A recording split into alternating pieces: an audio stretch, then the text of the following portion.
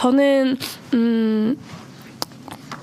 최근에 이제 정치권에서 가장 많은 관심을 받고 있는 게 제3지대 아니겠습니까? 네. 많은 사람들이 제3지대를 이야기하면서 거대 양당에서 탈당을 하기도 하고요.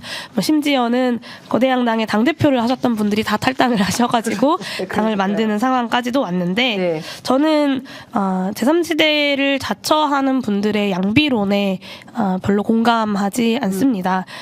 민주당이 물론 개혁 촛불 이후에 개혁 과제를 완수하는데 부족한 점이 있었지만 최상병 사망 사건의 수사에 외압을 가하거나 홍범도 장군을 공산주의자라고 공격하면서 흉상 철거해야 된다거나 이런 이야기를 하는 세력은 아니지 않습니까? 민주당이 개혁적으로 개혁 과제를 추진하는데 부족했다면 그것을 비판하면서도 더 개혁적으로 올 수 있도록 견인해내는 그런 정치 세력을 구성하는 것이 필요하다는 말씀을 좀 드리고 싶고요.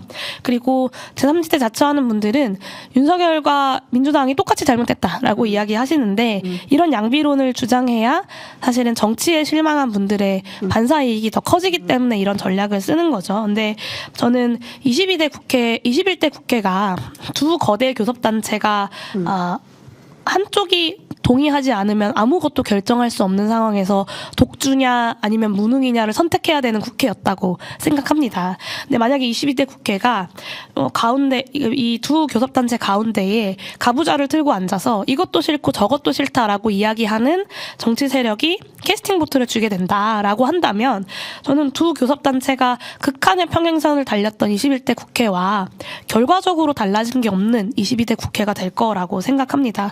그래서 우리가 이 양비론을 이야기하는 것이 아니라 반윤이라는 동력을 개혁과제까지 동력으로 이끌어낼 수 있는 정치 세력을 구성해내는 것. 저는 그게 민주진보 진영의 정당들과 지지자들이 그 동력이라고 본 것이고요. 그 힘이 사실은 다 흩어지고 있고 상호 간의 어떤 불신과 신뢰가 없는 것도 현실이기는 하지만 이거를 하나의 힘으로 묶어내야 가장 강력한 힘을 낼 수 있다고 봤습니다. 그리고 많은 국민들께서 여기에 공감하고 계시다고 생각하고요. 그 쉽지 않지만 꼭 필요한 길을 반드시 해내겠다라는 말씀을 좀 드리고 싶습니다.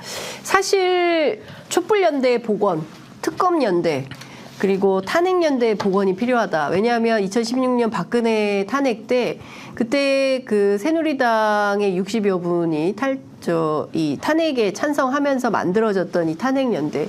그래서 연합정치의 모델로 문재인 정부가 사실은 그 방향으로 갔어야 했는데 그게 사실은 안 됐죠. 민주당 정부가 아니라 촛불 정부를 자임했음에도 불구하고 그 촛불 정신보다는 민주당 정부에 가까운 국정 운영을 하면서 오히려 개혁입법 연대가 깨진, 사실은 그게 민주당 내부에서도 이게 통탄할 노릇이다 이런 주장을 하고 있어서요. 여하튼 민주당을 조금 더 진보 쪽으로 견인해내는 그런 예인선의 역할을 비례연합신당이 하려고 한다. 그 말씀을 저희가 들은 것으로 마무리하겠습니다.